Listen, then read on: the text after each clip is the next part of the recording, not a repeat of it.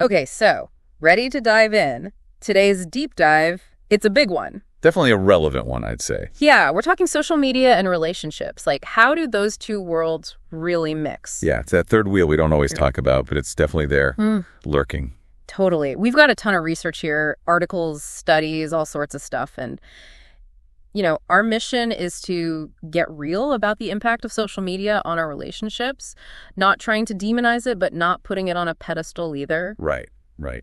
No easy answers, but just understanding, the good, the bad, and all that messy in-between stuff. Exactly. I mean, is social media actually helping us connect more deeply, or is it just causing a bunch of chaos? That's the big question we're going to unpack. Huge question. And the answer is probably somewhere in the gray area, right? Probably. So let's start by acknowledging the positive side, because there definitely is one. One thing that jumped out from the research is how social media can be this new way to celebrate our partners. Like, those anniversary posts, the cute date night pics. Yeah. It's a way to publicly acknowledge your relationship. Oh, absolutely. And I think it's important to recognize that for a lot of people, that public affirmation, it's really meaningful. We all want to feel seen and appreciated, right? And having our relationships acknowledged by our social circles, it can be a powerful validation. For sure. It's like saying, hey, world, this is my person and I'm proud of it. You get that. And it's not just about the big milestones either. We saw some stuff about social media being like a digital scrapbook for relationships. Like all those photos and stories we share, those little snippets of our lives, they become this visual record of the relationship. That's such a great point. It's like a shared history, documented in real time.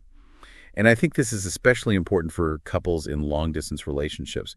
Sharing those everyday moments, even the mundane ones, it helps them stay connected, feel more involved in each other's lives, even when they're physically apart.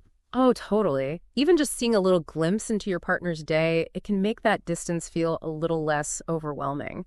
And then there's this whole thing about being shown off online. For some people, that feels like a really big deal, a sign of commitment, of pride in the relationship. Yeah, it can be a really positive thing, but, and this is where things start to get a little tricky, what feels like a loving gesture to one person might feel like pressure or even a bit performative to another. It all comes back to individual preferences and communication within the relationship. Which, of course, brings us to the darker side of social media and relationships. And one of the big themes that kept popping up in our research is this whole comparison culture thing. You're scrolling through your feed, and it's just this endless stream of picture-perfect couples, amazing vacations, and it's so easy to start feeling like your own relationship isn't measuring up. Oh, it's so pervasive. And it's because social media often presents this very curated version of reality. It's like a highlight reel. People tend to share the good stuff, the glamorous moments. We rarely see the arguments, the insecurities, the everyday struggles that are part of any real relationship. Right. It's like comparing your casual Friday look to someone else's red carpet gown. Not really a fair comparison. Not at all. And the research actually shows a link between heavy social media use and increased feelings of relationship dissatisfaction because of this upward comparison. People start feeling inadequate, like their relationship is lacking in some way. It makes sense. And then there's the whole jealousy and insecurity factor. You see your partner liking someone's post maybe a little too enthusiastically, or they get a bunch of new followers, and your mind starts racing, even if there's no real reason to be worried. Absolutely. Social media, by its nature, it provides this constant stream of information, or sometimes just perceived information, about our partner's interactions.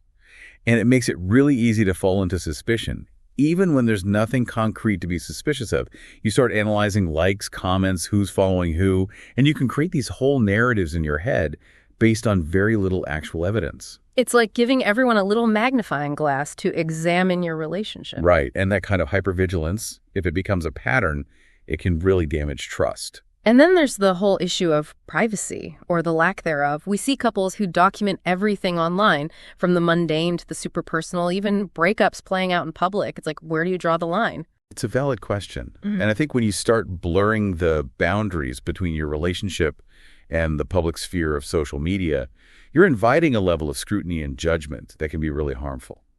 What should be a private matter between two people becomes everyone's business.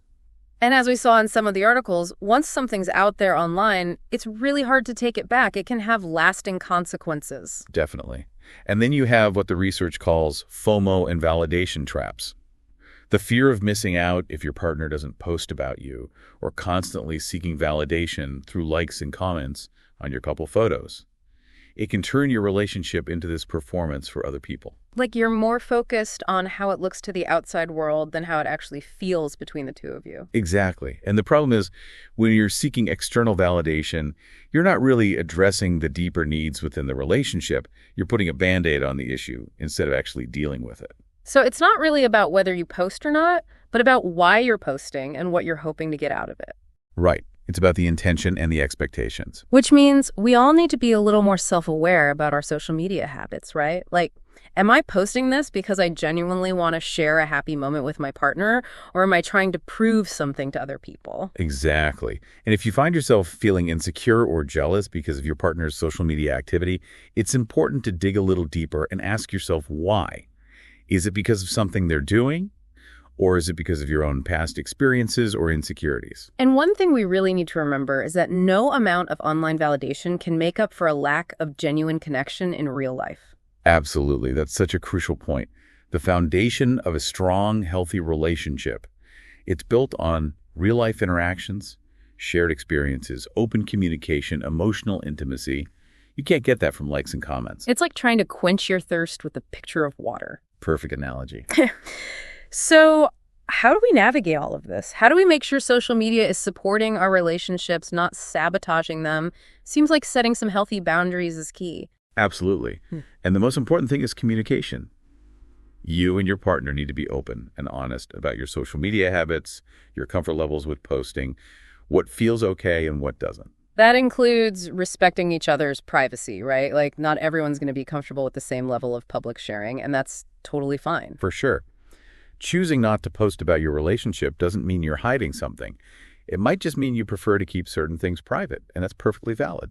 And on the flip side, all that stuff about snooping through your partner's messages, constantly checking their activity, that's a recipe for disaster. Totally.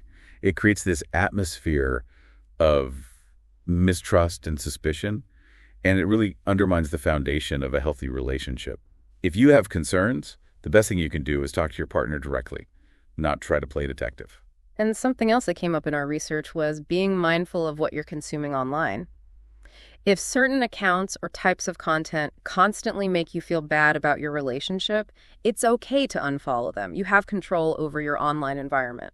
Absolutely. It's a form of self-care, protecting yourself from those negative influences. And I think the biggest takeaway from all of this is that we need to stay grounded in reality. Social media is often just a highlight reel, a carefully constructed image. It's not the whole story, and it's definitely not always an accurate reflection of someone's life or relationship. So true. We have to remember that social media is just a tool. It can be used for good or for bad, and it's up to us to decide how we're going to use it.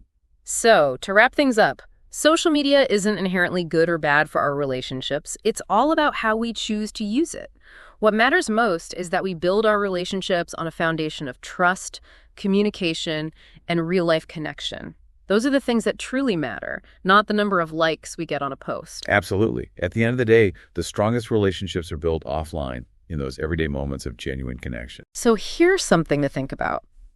Whether you're someone who loves sharing your relationship online or prefers to keep things more private, how can you prioritize those real-life moments of connection this week?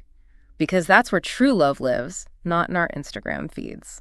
Thanks for joining us for this deep dive. Thanks for having me. See you next time.